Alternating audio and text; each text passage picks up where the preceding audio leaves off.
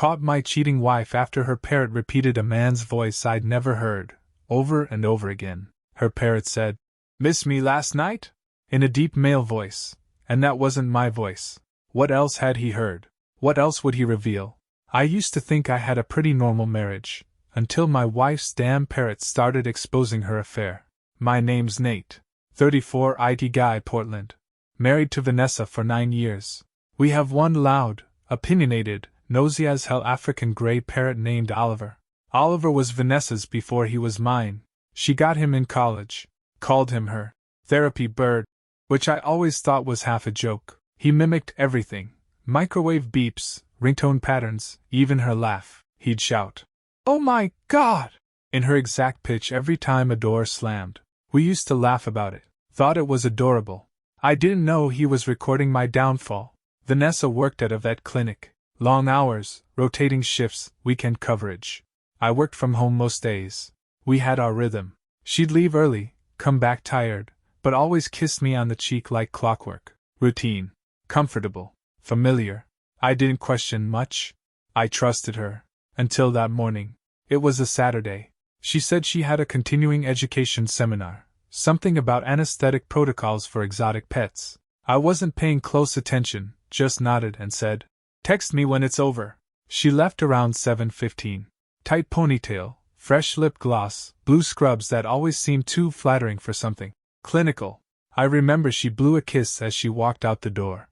2 hours later, I'm in the kitchen making eggs when I hear Oliver say, clear as day, in a voice I didn't recognize, "Miss me last night?" I froze. At first I thought I misheard. I stared at him, spatula hovering midair. Then he said it again. "Miss me last night? You smell like coconut." What the hell? It wasn't my voice. It wasn't Vanessa's either. It was male, smooth, a little lower than mine, flirty, casual, like someone whispering into a neck. I turned the stove off. Oliver tilted his head at me and said it again, this time with a soft laugh at the end. "Miss me last night? Coconut." I just stood there, heart pounding. That creeping, stomach-twisting kind of anxiety you can't rationalize away. I asked, half to myself, half to him, "What did you say?" He blinked, then whistled. Then, in my wife's voice, pitch perfect, "Don't tell him, okay?" "Sure." My chest tightened so fast I thought I was about to pass out. I walked into the living room and sat down on the couch, shaking. Was I going crazy? Hallucinating? Had Oliver been watching too much TV or something? No. I knew this bird. He only mimicked what he heard. Regularly. Repeatedly. Which meant, that conversation happened here. In this house. That man had been here. I didn't want to believe it. I wanted to chalk it up to a coincidence. Maybe she was rehearsing a play. Maybe she left YouTube on. But that voice, it wasn't artificial. It wasn't a line. It was real. Intimate. And personal. And Oliver? He didn't forget. He repeated it again that night. And the next morning. Like he was trying to get my attention. Or maybe he was just replaying a memory, one I wasn't part of. I didn't confront her that night. I didn't scream or accuse or demand answers. I fed Oliver. I fed myself. I smiled when she came home. She said the seminar was fine. Said she was exhausted. She smelled like coconut. And I knew then, I couldn't trust her words. But maybe I could trust the bird. I didn't sleep that night. Every time I closed my eyes I heard that voice, his voice, coming from my wife's parrot. I lay in bed, staring at the ceiling while Vanessa snored beside me, one hand draped across my chest like nothing had changed. Like she hadn't brought someone else's words into our home, someone else's scent, someone else's rhythm. Oliver stayed quiet all night. As if he knew. As if even the bird had the decency to shut up while my life started unraveling in the dark. Morning came. She got up, stretched, kissed me, and made a joke about feeling sore from all the note-taking yesterday. I smiled, bit down on the inside of my cheek so hard I tasted metal. She left for work like she always did. I didn't. I stayed home. I pulled up Oliver's cage to the breakfast nook window, gave him his seeds, scratched his head. He looked up at me with those glassy black eyes, then tilted his head and said it again. "Miss me last night?" And then, like a punch straight to my gut, "You make me forget she exists." I swear to God, I almost dropped my coffee. I sat down slowly, hands shaking, staring at this stupid gray bird like he just confessed to murder. I whispered. How often did you hear that, huh? How many times? Oliver clicked his beak, then mimicked a low male laugh. I grabbed my phone, Googled how to retrieve voice recordings, found an app, installed it, synced it to my Echo mic, stuck it near his cage. If he was going to keep talking, I was going to get every word. That's when I realized something. Something I hadn't thought of. If the parrot was repeating this guy's voice, then this guy had been in my house. Not just on the phone. Not just some sleazy motel meetup. Here. I stood up and looked around the living room, the couch, the floor, the hallway leading to our bedroom. Had they been in here? While I was at work? While I was buying her dinner and planning our next anniversary trip?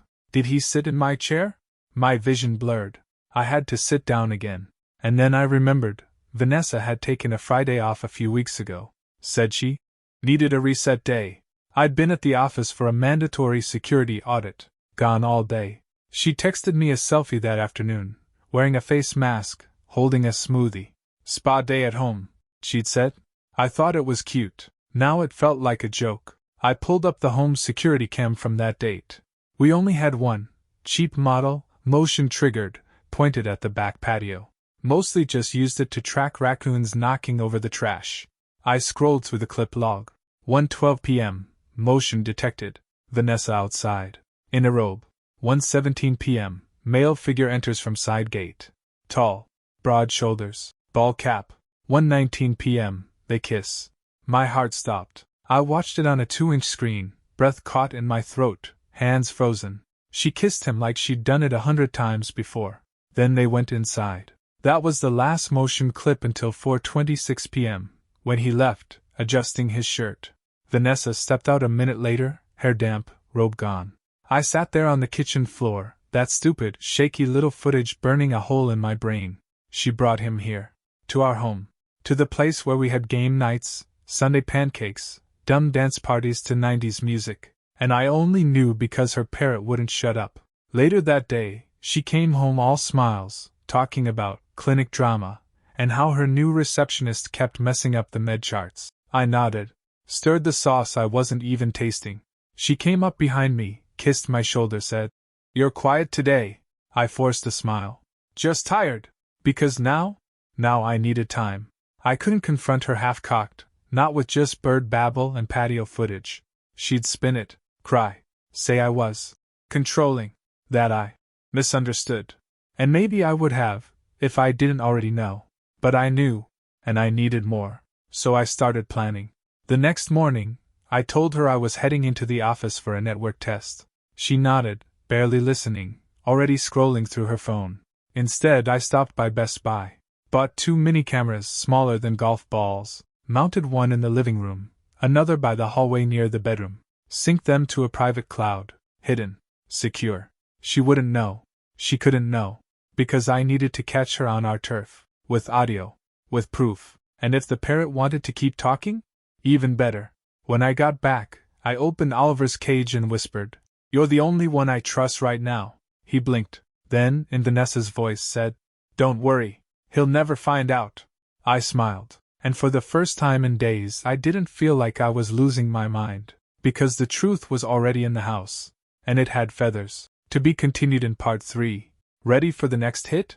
This is where the hunt really begins. I used to think paranoia was a symptom of insecurity. But when your wife's parrot starts repeating her lover's pet names, paranoia starts to feel a lot like instinct. Oliver didn't lie. That bird was a feathered time capsule, replaying every moment I wasn't supposed to hear. Over the next week, I let Vanessa believe everything was fine. I kissed her. I laughed when she made jokes. I even rubbed her back while she watched those dumb reality shows she claimed were just background noise. Meanwhile, every night after she went to bed, I pulled footage from the cameras I'd hidden. Every morning, I checked the parrot's recorder. And every single day, I learned something new. Tuesday afternoon, while I was at the office, Vanessa brought someone home again. I watched from the cloud feed as she entered through the front, went straight to the bedroom. 22 minutes later, Rick walked in. I didn't need to guess. It was the same guy from the patio cam. Tall, confident, that same casual arrogance in the way he moved. They didn't even bother with the living room this time. Straight into the bedroom. I fast-forwarded through the footage, jaw clenched so hard my teeth ached. When I played it back with sound, the camera didn't pick up every word, but it got enough. Rick, you sure he won't be back? Vanessa, laughing. He's practically married to his code. We've got ours. I paused the playback. That laugh, that easy, unbothered tone. It didn't just hurt, it hollowed me. Like she wasn't just cheating. She was performing joy in a life I thought we'd built together. The next morning, I woke up before her and went straight to the kitchen. Oliver was already awake, chewing on a string of newspaper. I said, "Morning, buddy." He looked at me, head cocked, and said, "You smell like cinnamon." Come here, baby." That wasn't my voice. That wasn't my phrase. Cinnamon. She'd bought new lotion recently. Seasonal scent, she'd said. Now I knew why. It wasn't for me. She changed her skin for him. Later that day, I went through her search history on the shared laptop. She never cleared it. Never thought I'd check. Found Yelp reviews for boutique hotels downtown. 1-starred review of a cheap spa. A Google Maps search for best rooftop drinks PDX. All places I'd never been with her. And then, one text. Left open. Forgotten. From Lila. Her coworker. Her best friend. Maid of honor at our wedding. Lila. Don't forget to bring the scrubs. You know he notices little stuff. Vanessa. LOL, I know. Already packed. Thanks again. You're a lifesaver. Scrubs. Like the ones she wore to the clinic seminar? Like the ones she wasn't really using for work. I felt the rage spike behind my eyes. Lila knew. She helped. She covered for her. It wasn't just Vanessa lying. It was the circle around her too. By Thursday, I had enough footage, audio, and messages to burn the entire fantasy to the ground. But I didn't. Not yet. I wanted her trapped. Not just guilty, but helpless. That night, while we sat on the couch watching Netflix, she laid her head on my shoulder. Oliver was so funny today, she said. He kept saying something about cinnamon.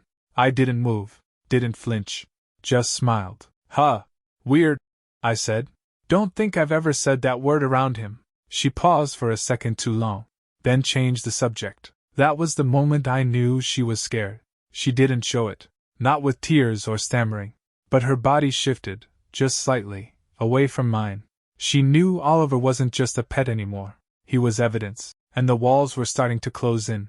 I set the trap the next day, told her I had a weekend security summit in Seattle, said I'd be staying overnight. She smiled, kissed me, said, "Drive safe." I said, "Always." Then I drove 2 blocks away, parked behind a bakery, and walked back. Used the spare key I kept hidden under the side paneling, slipped in through the back, turned off the motion lights, and I waited.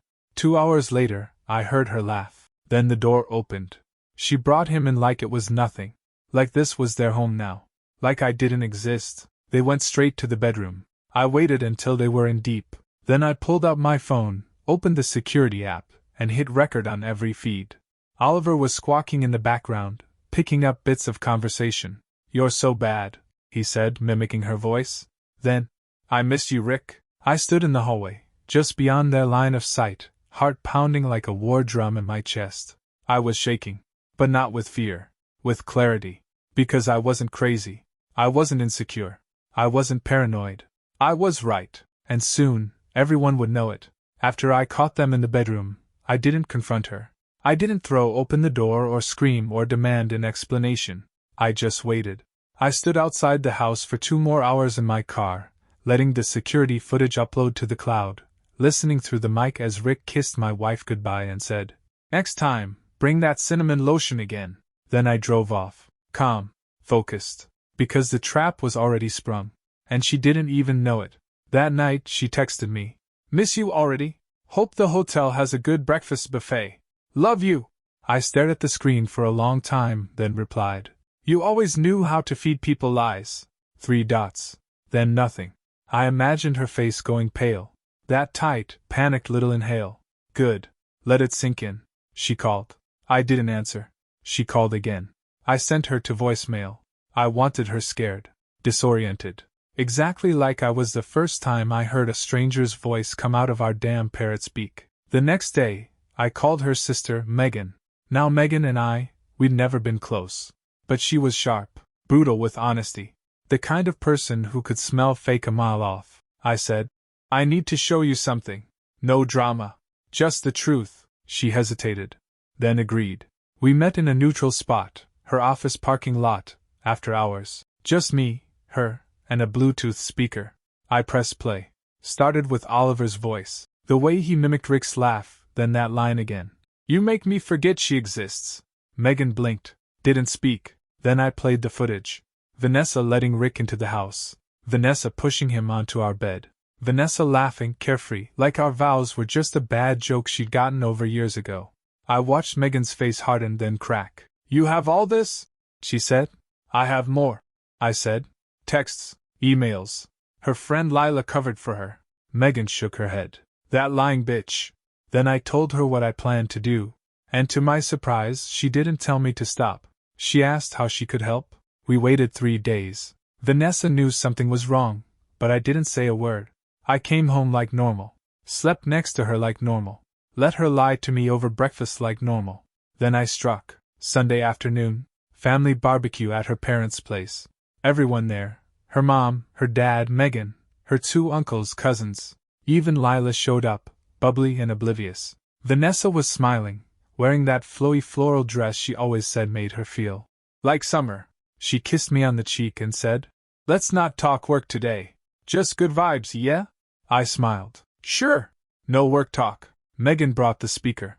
No one noticed at first, just another device on the table. Until it started playing.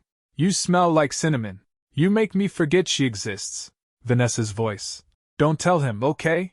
Sure. Then came the audio from the security cam. Her laugh, Rick's voice, the unmistakable sound of her moaning his name on our bed. The entire table went silent. Her mom dropped a plate. Her dad said, What the hell is that? Vanessa stood frozen, pale, shaking. I stepped forward. That, I said, is the truth. She turned to me, voice trembling. You brought this to a family barbecue? I smiled. Cold, controlled. You brought him to our bed. Lila gasped. What is this? What are you? Megan cut her off. You knew, didn't you? You lying piece of trash. Lila stammered. She told me he was neglecting her. Oh, save it. Megan snapped. You're complicit. Vanessa's dad stood. Is this real? Vanessa, answer me. Vanessa's voice cracked. It's not. I didn't. It wasn't serious. Not serious? I said, laughing once hard. Then why does the guy have a key to our house? Her mom covered her mouth. Megan said, You don't get to spin this, V. Vanessa's eyes darted around the table like she was looking for an escape route, some ally, some excuse. But everyone just stared. Even the cousins. Even Lila. She took a step toward me. Nate, please, we can talk about this. I stepped back. You already said everything you needed to say. I just made sure everyone else heard it too. Then I looked at her mom. I'm sorry to bring this here. I really am. But I won't be the villain in her story. And I left. Didn't wait for her to cry. Didn't stay for dessert. Because dessert was watching the walls collapse around her. I didn't hear from Vanessa for 2 full days after the barbecue. Not a call. Not a text. Not a slammed door or a crying voicemail. Just nothing. She disappeared like a shadow after sunset. And honestly, that scared me more than if she'd come out swinging. Because it meant she was planning something. I spent those first 2 days boxing up everything that smelled like her. Cinnamon lotion? Gone. Her mismatched mugs? Gone. The picture frame that used to sit on her nightstand, the one with our engagement photo, me grinning like a fool, her lips against my cheek, that one I smashed. Then threw it all into a bin marked, Donate, and drove it to Goodwill without a second glance. I was done mourning. I'd already done the crying behind closed doors, the vomiting in my own bathroom, the shaking hands over coffee at 2 a.m. Now, it was time to clean house. On day 3, she finally texted, Vanessa, I need to talk, please. No greeting. No explanation. Just that pathetic please sitting in a gray bubble. I didn't answer. 30 minutes later. I'm outside. I just want to talk. 5 minutes. Please. I looked through the window. There she was, standing on our porch like she hadn't spent the last year turning our marriage into her side project. I stepped outside. She looked different. Hair pulled back. No makeup. Hoodie too big for her frame. Eyes red, lips cracked, like she'd been crying for hours. For a moment, just a flicker, I felt it, the old impulse to comfort her, to fix her. But then I remembered Oliver's voice. "Don't tell him, okay?" "Sure." That sobered me fast. She tried to hand me a letter. "I didn't take it," she said. "I didn't know what else to do," I said. "You could have told me the truth, months ago. Before you let him into our house. Into our bed." She flinched like I'd hit her. "He made me feel seen," she said. I nodded slowly. "So did I. For 9 years. And then one day I wasn't enough, and instead of talking to me, you let a stranger replace me while I was making you breakfast." Tears welled in her eyes. "I miss what we had. You destroyed what we had. I didn't mean to. You meant to lie. You meant to sneak. You meant to use Lila and scrub the scent off your skin and delete messages before you walked through that door pretending nothing happened." She looked like she couldn't breathe. Then she whispered, "I'm sorry." But that was the thing. Sorry doesn't put the fire out after you burn someone's world down. Sorry is what you say to make yourself feel better, I said. "I already filed." She shook her head slowly. "I thought we could work through it." I laughed. "Work through it? Like how you worked through his voicemail inside our parrot's cage?" That broke her. She covered her face and started sobbing. And for the first time since all this started, I didn't feel guilty. I didn't feel cruel. I felt clean. She sat on the porch like a discarded package, curled up, trembling, like someone ripped her whole identity out from under her. But I didn't touch her, didn't offer a hand, didn't ask if she was okay. She wasn't my wife anymore. She was just a person who erased me with a stranger's cologne and a cheap motel key. I turned around, opened the front door. Oliver squawked from his perch. "I swear to God," he said, "you make me forget she exists." Vanessa looked up like she'd been struck. I didn't say a word. I just closed the door behind me and locked it hard. Later that night, Megan texted me. "She's at Mom's, crying. Keeps saying she ruined everything." Then another. "Just so you know, Rick ghosted her. Blocked her number. Said he didn't sign up for this kind of drama." Poetic. She set fire to our marriage and tried to crawl into a fantasy. And when the smoke cleared, the fantasy was already gone. I responded, "I know. She still doesn't get it." Megan wrote, "She will," I replied. "Eventually. But by then, she'll be talking to a wall." Vanessa thought the worst was over after the barbecue, but I still had the one thing she couldn't control, the narrative. See, people like her, they always think they'll come out clean. Even after everything, her being exposed in front of her entire family, the audio, the footage, the parrot, she still thought she could spin it. That's what shook me the most. That blind confidence, like she could talk her way out of reality. She started damage control 2 days after the confrontation. I found out through Megan. She'd called her crying, saying I had blindsided her, that I humiliated her in front of her parents, that I twisted things to make her look bad. Twisted? No. I just hit play. But Vanessa couldn't handle the truth being loud. So she did what manipulators always do when their mask cracks. She started painting herself as the real victim. I saw the ripples online. Her friends suddenly unfollowed me. I got cold shoulders from her old co-workers. Lila blocked me entirely. Then someone sent me a screenshot. A post on Vanessa's anonymous blog. She'd resurrected it. I used to help her write for that site, back before she needed secrets to survive. Back when she still knew how to be honest with herself. The post was titled, "When the person you love turns into your enemy." It was her version of the story. And it was fiction. She wrote about being silenced, about emotional neglect, about a husband who treated her like a roommate, about accidentally catching feelings for someone who reminded her she was worthy. She never used my name, but everyone knew, because she mentioned the parrot, Oliver, by name, and turned it into a joke. Yes, even the bird knew I wasn't happy. I sat there, staring at that sentence, jaw locked so tight I thought I'd crack a molar. She wasn't sorry. She was performing, collecting sympathy likes, replies full of, "You're so brave," and, "I would have done the same." One comment read, "Some men don't realize what they had until it's gone." And I couldn't stay silent anymore. Not again. So I did what I'd been preparing for since the night Oliver first said, "Miss me last night?" I wrote my own post. No fake names. No innuendo.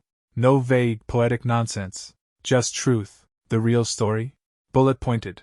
Brutal. Clean. 9 years of marriage. Her repeated absences, lies, and burner phone texts, the voice recordings, the GPS logs, the hidden cameras, her friend Lila covering for her, the voice recordings from Oliver that matched her affair partner's voice, and finally, the fact that she brought him into our home. I uploaded screenshots, I embedded audio clips. I kept my tone level. No name-calling, no melodrama. Just timestamps, facts, and a single line that cut deeper than anything she ever wrote. If she had told the truth, I would have walked away quietly. But she chose to lie, and keep lying, even after the birds started talking. It went viral. Within a day, it had tens of thousands of views. And the comments? Different this time. Wait, is this about the same Vanessa who wrote that blog about her breakup? You can hear the guy's voice. Oh my God! This is insane.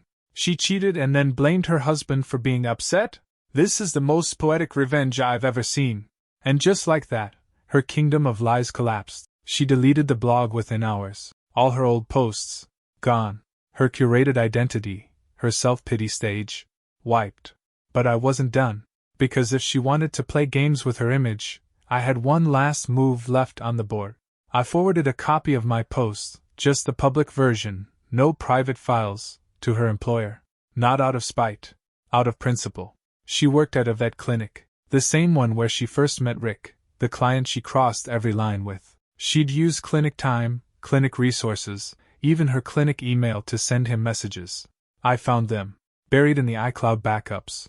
One said, "Just finished with surgery. Still thinking about this morning. You make me forget what I'm risking." She used their property, their time, their name, and I made sure they knew. Megan texted me 3 days later. "You really blew the whole thing wide open, huh?" She lost her job. I replied. "Rick too?" Wife filed for divorce. Clinic cut ties. She didn't reply for a minute. Then, "You good?" I sat with that question. Was I? The rage wasn't burning anymore. The heartbreak? Still there, like a dull bruise under the skin. But beneath it all, for the first time since that damn bird spoke, I felt seen. By strangers, maybe, but seen. And when I turned around that night and saw Oliver muttering in his sleep, ruffling his feathers like he was finally at peace too, I smiled. Because we didn't just survive her story. We rewrote it. They thought the story ended with her losing her job, her lover, and her lies. But there was still one person left who hadn't spoken. And when he did, everything shifted again. A week after I posted the truth, after the blog vanished, after the internet stopped chewing on Vanessa's downfall like fresh meat, I started to feel the quiet creep in. Not the terrifying kind of quiet that comes after betrayal, the hollow silence of sleeping next to someone who's already gone. No. This was a good kind of quiet. The kind that feels like a locked door finally staying shut. I slept better. I ate again. I took walks. I started reclaiming pieces of myself I hadn't realized she'd taken. But then I got a phone call. From a number I didn't recognize. I almost let it ring out. I was tired of surprises. Tired of looking backward. But I answered. A male voice said, "Is this Nate?" "Yeah. Who's this?" There was a pause. Then, "This is Jeremy, Rick's brother." My stomach dropped. "What do you want?" He sounded calm. Measured. Not defensive. "I just need 5 minutes. I think you deserve to know the rest of the story." We met at a local park. Public. Neutral. No risk of blindsides or blow-ups. He showed up in a denim jacket, hands in his pockets, expression tight. First thing he said was, "I'm sorry." I said nothing. Then he handed me a manila envelope. Inside were printouts, emails, screenshots, handwritten notes. He said, "Rick lied to her. He lied to everyone. You weren't the only one used." I started flipping through the pages. Turns out, Rick had a history. Multiple affairs. A sealed case from his last job. Vanessa wasn't his first project, just his most reckless. Jeremy said. He told her he was getting divorced. He wasn't. Told her they were separated. They weren't. My family didn't know how deep it went until your post blew up. I kept reading. There was an email Rick had written to a friend, joking about how easy it is to manipulate lonely wives. He said Vanessa was clingy but wild, and that he liked the thrill of training someone who still felt guilty. I handed the envelope back. Didn't need to read more. Jeremy said, "I'm not here to excuse her. What she did was wrong. But I think she really thought it meant something. I laughed. Not because it was funny. Because it was tragic. She thought he was her escape, I said. Exactly. And he thought she was a chew toy. Jeremy nodded. You're not the only one who lost something, he added quietly. Rick's wife? She's taking the house. The retirement. He's couch surfing now. Good, I said. Then Jeremy said something I didn't expect. She tried to contact me. A few days ago. Asked if I could pass along a letter to you. He held it out. I didn't take it. Let her keep it. He nodded once. Respectfully. Before he left, he said, just so you know, I think what you did, telling the truth, that saved a lot more people than you think. Then he walked away. And I stood there under that gray Portland sky, heart steady for the first time in a long time. Because that was the final thread. Vanessa didn't just cheat. She got conned. She threw away everything for a lie told by a serial manipulator. And the only reason anyone knew the truth was because her damn parrot decided to speak. 3 days later, I took Oliver to the vet for a checkup. Not her old clinic, a new one across town. They had no idea who I was. Just a quiet guy with a clever bird. While I waited, Oliver sat on my arm and, unprompted, whispered, You're safe now. I blinked, stared at him. He tilted his head and repeated it softer. You're safe now. No clue where he picked it up. Maybe something I'd said. Maybe something he'd overheard when I was too broken to notice. But it hit me like a freight train. Because I really, finally was. The truth was out. The damage was done. The healing had begun. And the bird still had my back. Later that week, Megan called. She's moved in with her mom. Quiet. Knows social media. She told Mom she's rebuilding. Good for her. I said. You still want her to pay?